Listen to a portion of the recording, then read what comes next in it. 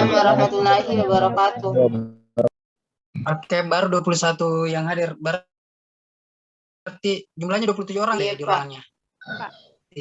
Oh iya, sudah masuk semua.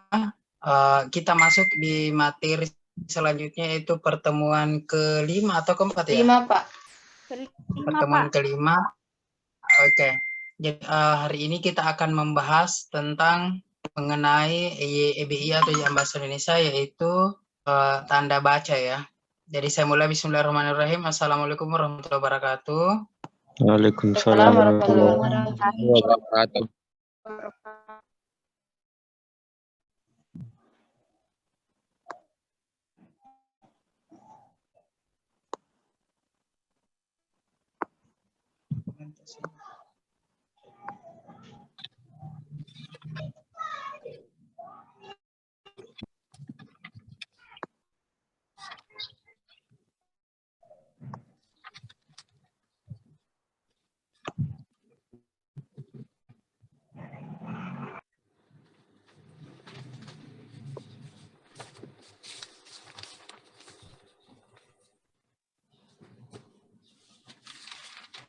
Sudah muncul di roomnya? Sudah, Pak.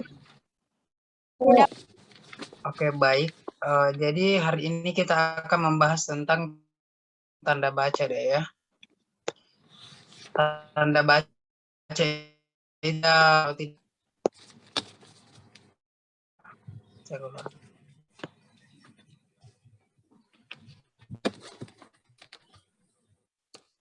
Ada 16 kalau tidak salah ya, sampai apostrof.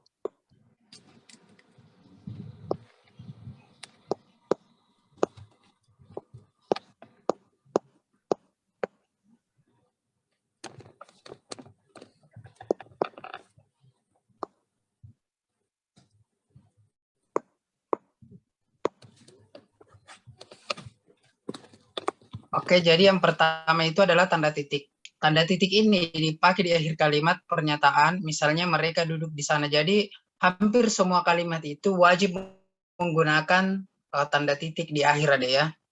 Jadi harus menggunakan, bukan harus tapi diwajibkan. Karena dalam penyusunan skripsi itu memang tanda titik ini sangat diperlukan dalam penulisan kalimat. Misalnya mereka duduk di sana. Jadi ini kan satu buah kalimat, mereka duduk di sana. Jadi di sana itu adalah kalimat, kemudian diakhiri dengan tanda titik. Dia akan datang pada pertemuan itu.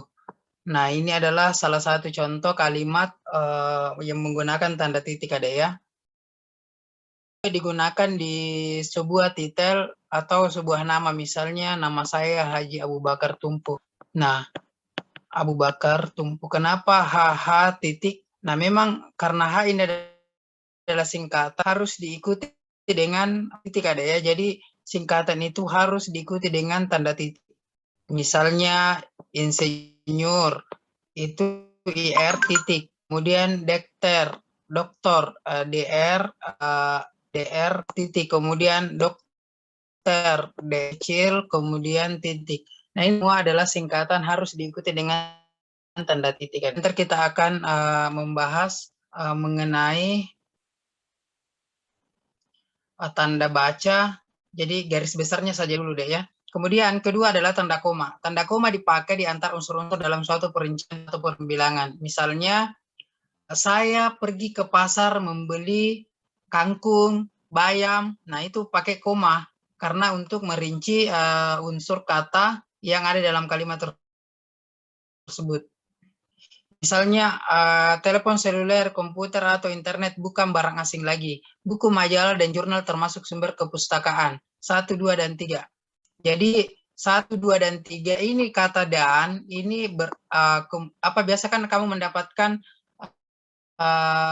Allah, misalnya kata Allah, kemudian tabloid, kemudian koma, kemudian dan pakai dan di akhir itu harus pakai koma juga. Kata buku dan recording in progress. Buku, koma, dan misalnya pulpen. Nah, ini harus pakai tanda koma deh. misalnya jangan buku langsung dan, jadi harus buku koma baru dan pulpen. Jadi itu harus memang disempurnakan penempatan tanda baca. Kalian kan menyusun skripsi nanti. Nah, untuk menghindari yang namanya revisi bimbingan yang killer atau dosen killer. Nah, ini tergantung dari skripsinya kamu, jenis bacanya sudah betul apa titiknya, tanda komanya. Jadi perbaiki cara kemudian penggunaan tanda baca. Jadi harus dipahami baik-baik. Kemudian tanda titik koma adalah titik koma, kemudian koma di bawah. Tanda titik koma dapat dipakai sebagai pengganti kata penghubung untuk memisahkan kalimat setara yang satu dari kalimat. Di dalam kalimat misal, hari sudah malam. Ayah menyelesaikan, ibu menulis makalah, adik membaca cerita pendek. Jadi ini adalah satu kalimat yang dipisahkan oleh tanda titik koma. Hari sudah malam, anak-anak masih membaca buku. Bisa juga hari sudah malam, anak-anak masih membaca buku. Dengan ketika kita mengatakan kata tetapi, ya. Kemudian berfungsi juga pengganti kata tetapi, namun, kemudian kata penghubung lain. Kemudian lihat lagi bagian D.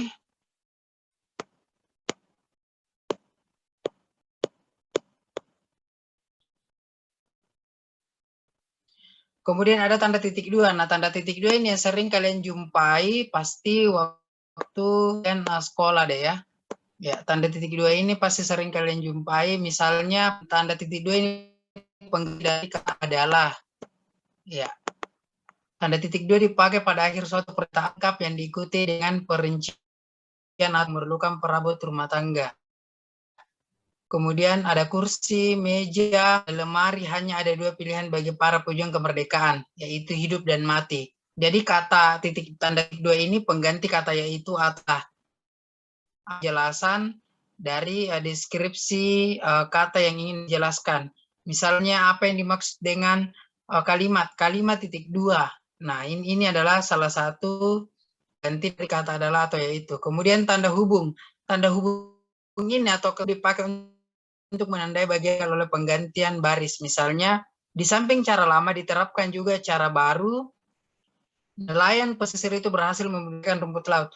Maksudnya di sini misalnya pemotongan kata dalam sebuah kalimat atau dalam sebuah paragraf ya. Misalnya di ujung ini kata misalnya. Nah, yang misalnya ini yang dipotong adalah mi, kemudian disambung pakai kata mi, kemudian dibawanya misalnya ya.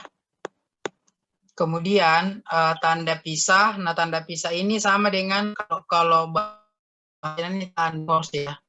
Tanda pisah dapat membatas penyiapan kata atau penjelasan di luar bagian kalimat. Misalnya kemerdekaan bangsa itu saya yakin akan tercapai. Diperjuangkan oleh bangsa itu sendiri, keberhasilan itu kita sependapat. Jadi tanda pisah ini adalah tanda pemisah. Misalnya dalam satu paragraf itu ada terdapat 3 kalimat tanda pisah, tetapi jarang digunakan karena mahasiswa atau masyarakat umum sering menggunakan untuk menjeda sebuah kalimat tadi ya. Jadi tanda pisah ini kurang populer tetapi masuk kategori atau jam bahasa Indonesia, yaitu tanda baca. Kemudian lanjut lagi di bagian F. Kemudian tanda tanya. Nah, tanda tanya ini yang fenomenal di kalangan mahasiswa ataupun masyarakat. Kapan kalimat bertanya terhadap seseorang atau dalam soal ataupun dalam misalnya Anda berbicara dengan teman sekelasnya kalian, ya pasti menggunakan tanda tanya. Atau Anda berbicara misalnya melalui WA, kita kuliah jam berapa? Ya pasti itu hal tanda tanya. Tapi kalau kalian sudah akrab sekali dengan temanmu, ya pasti walaupun pakai tidak tanda tanya, tapi kalau Anda sudah bertanya, kapan kapan kita kuliah. Nah, itu kan kapan sudah mewakili kalimat tanya ya. Tapi kalau dosenmu misalnya dosen bahasa Indonesia, kemudian kamu bertanya, kapan kita kuliah, Pak? Kemudian tidak ada tanda tanyanya, ya bisa jadi kamu akan dikoreksi. Ya, saya cari dulu deh ya. Saya cari dulu materinya. Penggunaan tanda tanya dipakai pada akhir kalimat tanya, misalnya kapan Hari Pendidikan Nasional diperingati, Cipta Lagu Indonesia Raya. Jadi pokoknya ini adalah kalimat yang mengacu ke sebuah pertanyaan, kemudian membutuhkan sebuah jawaban. Nah, kemudian kedua adalah tanda seru. Tanda seru ini dipakai untuk mengakhiri ungkapan atau pernyataan yang berupa seruan atau perintah. Jadi ada dua fungsinya ya, seruan atau perintah. Misalnya Taman Laut di Bunaken. Ini kalimat seruan atau perintah, Dek?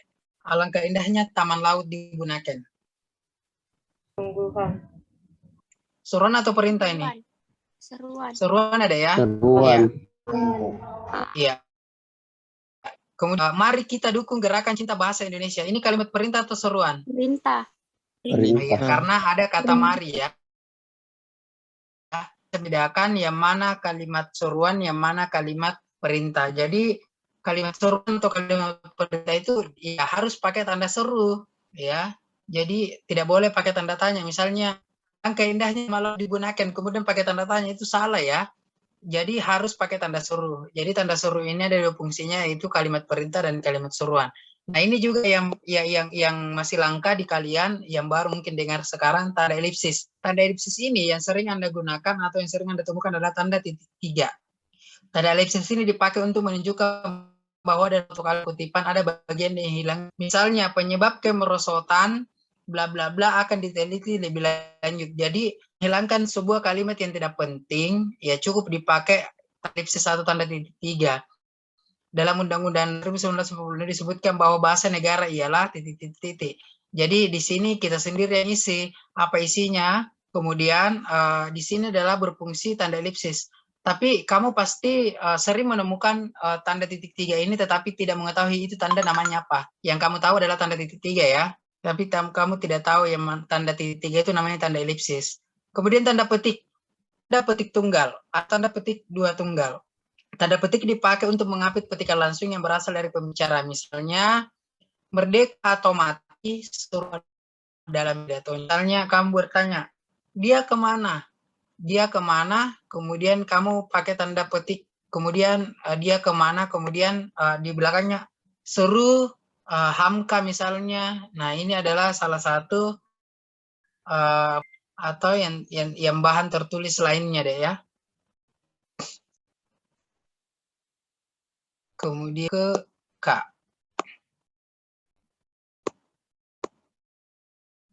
Nah, tanda petik tunggal ini tadi kan tanda petik dua. Kemudian kita beralih ke tanda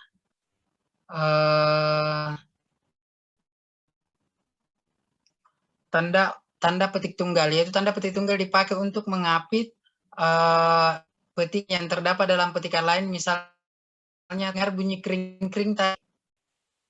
Jadi tanda petik tunggal ini biasa digunakan dalam petikan langsung atau yang sudah kan kata tanda petik dua ya. Jadi misalnya dia kau dengar bunyi kering-kering. Jadi di sini dijelaskan bahwasanya contoh kalimat misalnya tanya dia kau dengar bunyi kering-kering. Nah, ini kering-kering adalah salah satu keterangan bahwasanya bunyi. Kemudian dipakaikan tanda petunggal. Kau dengar teriak anakku, bapak pulang, dan rasa letih kulenyap seketika, ujar Pak Hamdan. Jadi ini semua tanda petik tunggal. Kemudian tanda kurung. Nah, tanda kurung ini juga sering digunakan di kalangan masyarakat umum. Jadi yang fenomenal itu tanda titik, tanda koma, tanda kurung dua. Itu ya yang paling sering. Kemudian tanda kurung dipakai untuk mengatakan keterangan atau dia memperpanjang surat isi mengemudi atau tanda kurung ini bisa berfungsi sebagai mempersingkat singkatan ya. Kemudian warga baru itu belum memiliki KTP kartu tanda penduduk. Di sini di balas kurung ada ya. Kemudian lokakarya workshop diadakan di mana? Jadi lokakarya itu bahasa Inggrisnya workshop. Tapi sudah fenomenal di kalangan masyarakat ya, yang artinya tanda workshop ini masuk kategori bukan kata serapan ya, tapi masuk kategori bahasa yang lazim digunakan oleh masyarakat umum atau masyarakat luas di Indonesia. Jadi workshop itu adalah lokakarya. Kemudian dipakai untuk mengapit keterangan ya atau penjelasan yang bukan bagian utama kalimat. Misalnya, Sajak Terengganu yang berjudul Ubud, nama tempat yang terkenal di Bali. Jadi tanda kurung fungsi sebagai keterangan tempat atau keterangan apapun. Kalau menjelaskan sesuatu, ya harus memang diberikan tanda kurung. Jadi penjelasan atau kata pengganti atau adalah. Lanjut lagi.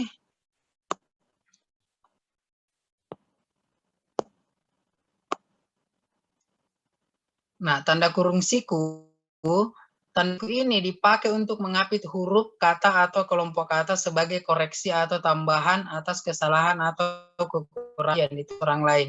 Misalnya, Sang Sapurba mendengar. Nah, bagaimana cara menggunakan kata tanda kurung siku untuk mengoreksi sebuah kata? Itu Sang Saputra mendengar dari kata mendengar. Kemudian D-nya itu dikasih tanda kurung siku ada ya. Saya tidak cantumkan contohnya di sini, tetapi ada di sini di hasil. Kemudian penggunaan bahasa dalam karya ilmiah harus sesuai dengan kaidah bahasa Indonesia. Kemudian contoh ketiga, ulang tahun proklamasi kemerdekaan Republik Indonesia dirayakan secara hikmat. Jadi ulang tahun proklamasi kemerdekaan yang ada kurung sikunya itu adalah proklamasi kemerdekaan. Karena di sini ulang tahunnya proklamasi kemerdekaan itu yang jadi inti kalimat, kemudian itu dikasih tanda kurung siku. Kemudian tanda kurung siku dipakai keterangan dalam kalimat penjelas yang terdapat dalamnya. Persamaan kedua proses, perbedaannya dibicarakan di dalam bab 2, kemudian lihat halaman 538. Perlu ini. Jadi tanda kurung siku ini dipakai untuk mengapit huruf ada ya, tapi jarang sekali digunakan di skripsi karena tidak terlalu digunakan. Nah, yang ini yang selalu digunakan adalah tanda fungsi sebagai kata atau strike ya.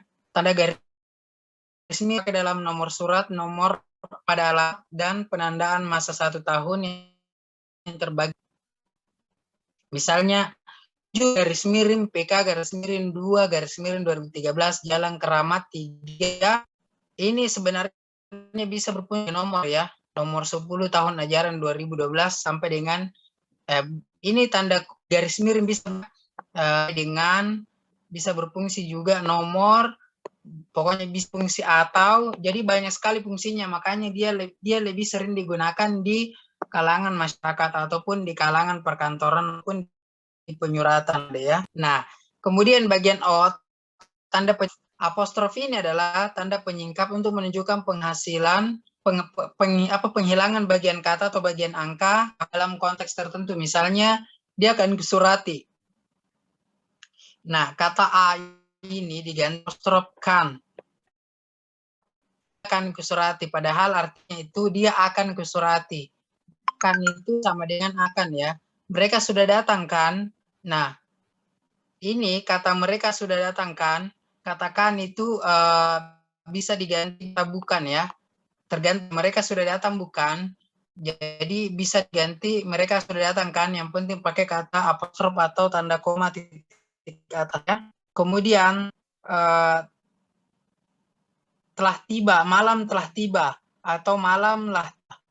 Jadi di sini diberikan contoh malam telah tiba, kemudian disingkat jadi apostrof kemudian lah. Tapi ini jarang sekali digunakan ada ya. Yang sering digunakan itu adalah kan, dengan kata bukan, ya. Kamu datang kan? Kamu datang bukan? Kamu datang kan? Atau misalnya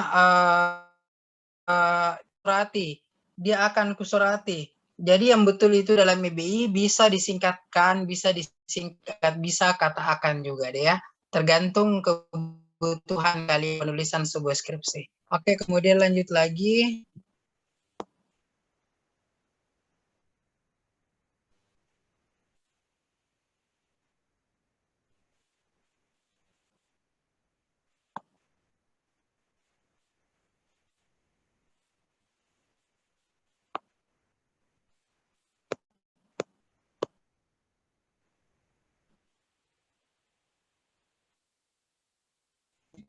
Ini kan ya.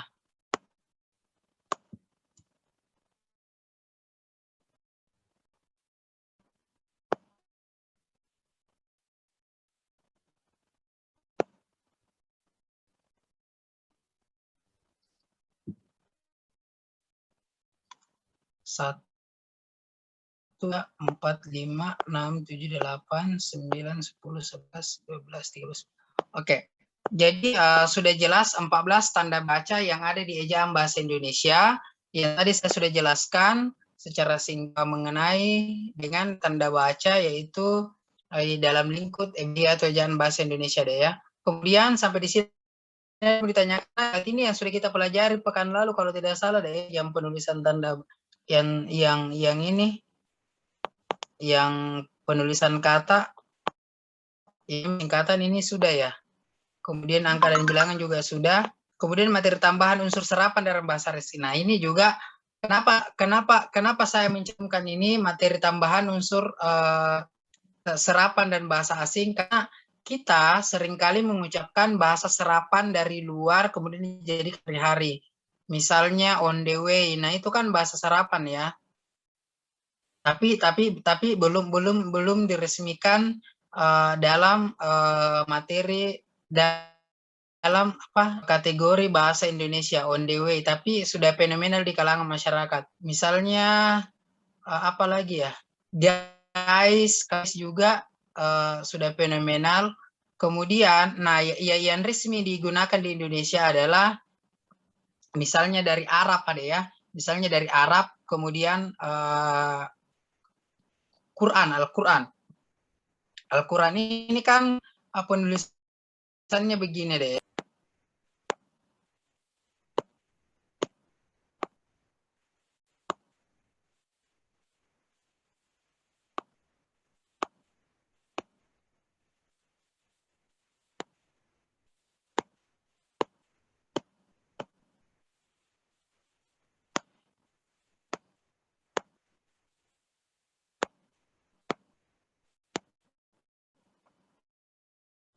Al-Quran kan begini tulisannya.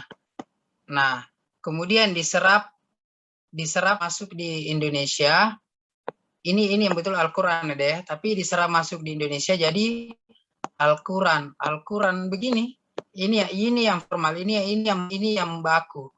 Kemudian ini baku karena ini masuk kategori serapan bahasa asing atau bahasa Arab. Kemudian abad, kemudian azab, kemudian umrah, kemudian gaib. Gaib ini penulisannya dengan begini, tulisannya gaib. Ini belum diserap, tapi setelah diserap jadi gaib ya. Kemudian ikamah. Nah ini tulisannya pakai kui, tapi karena sudah diserap masuk di Indonesia. Kemudian katib. Nah katib, tapi dengan diserap di Indonesia sama, KHATIB. Jadi ada beberapa unsur serapan dari bahasa asing kemudian di Indonesia. Kemudian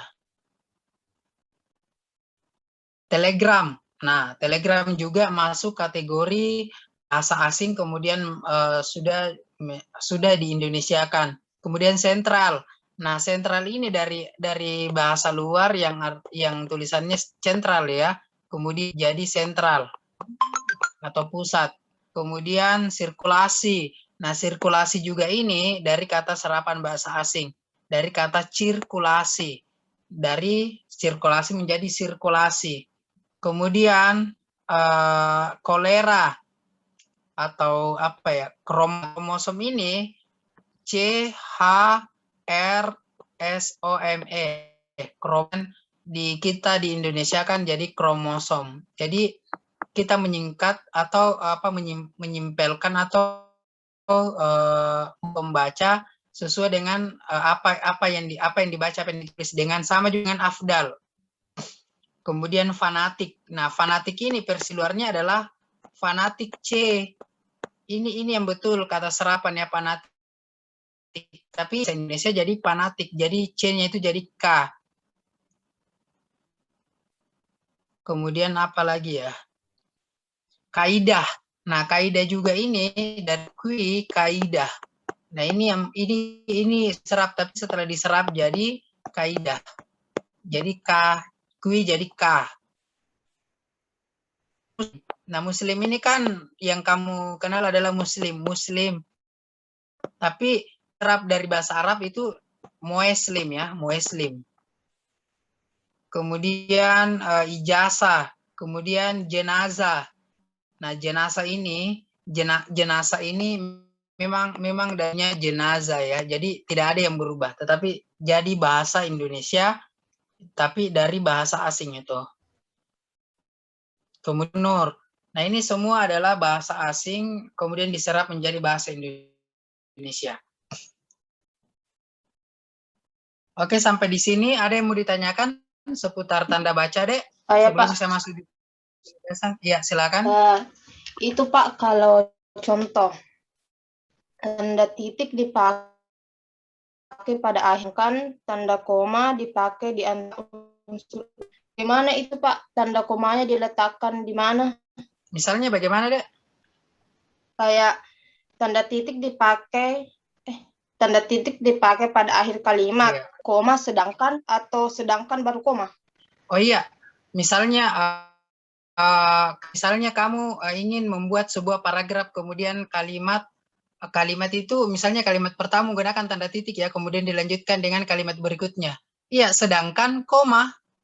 Jadi pakai misalnya dia lagi belajar bahasa Indonesia, sedangkan koma atau akan tetapi koma, namun koma.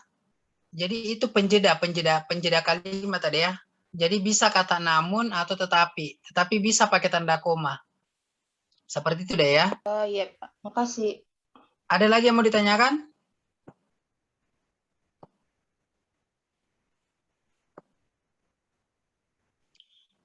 Kalau begitu kita masuk di penugasan ada ya. Sudah sedia kertas sama pulpennya di atas meja kalian? Iya Sudah, Pak. Pak. Sudah. Oke. Jadi tugas pertamanya itu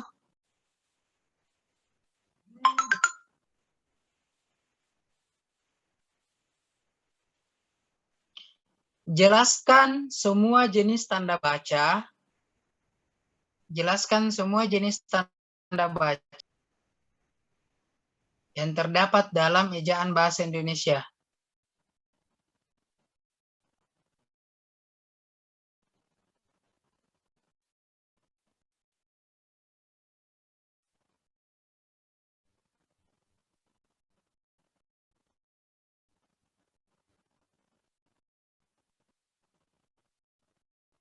Kemudian kedua,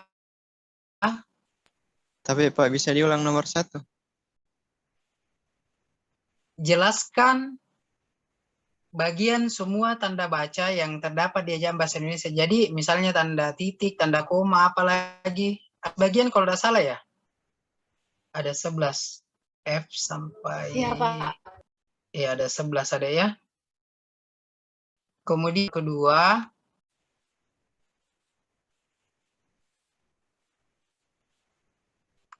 tulis nama saya dengan benar. Misalnya nama aku Haji Abu.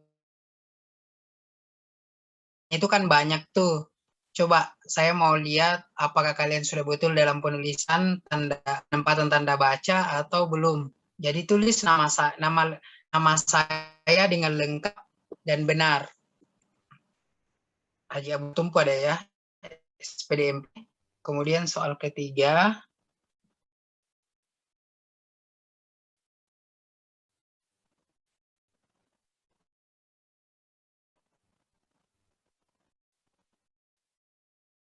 Berikan 2 contoh kalimat yang mengandung tanda seru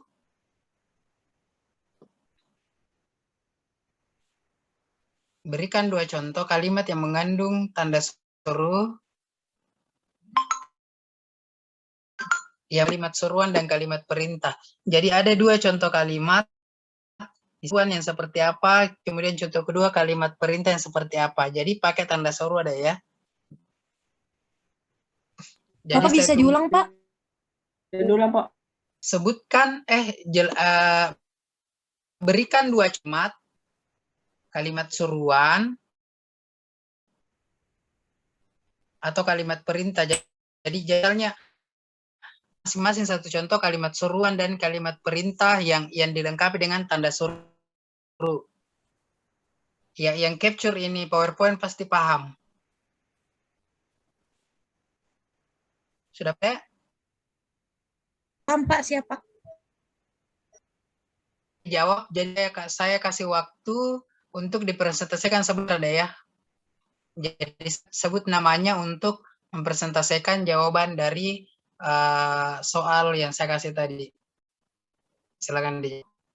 Bapak yang nomor suka disebutkan aja. Iya, dijelaskan misalnya tanda baca apa, tanda titik apa. Ya, misalnya tanda titik apa, tanda koma apa, tanda apostrof apa. Iya, Pak, makasih, Pak. Kan terlalu singkat ada ya, jadi saya minta dijelaskan.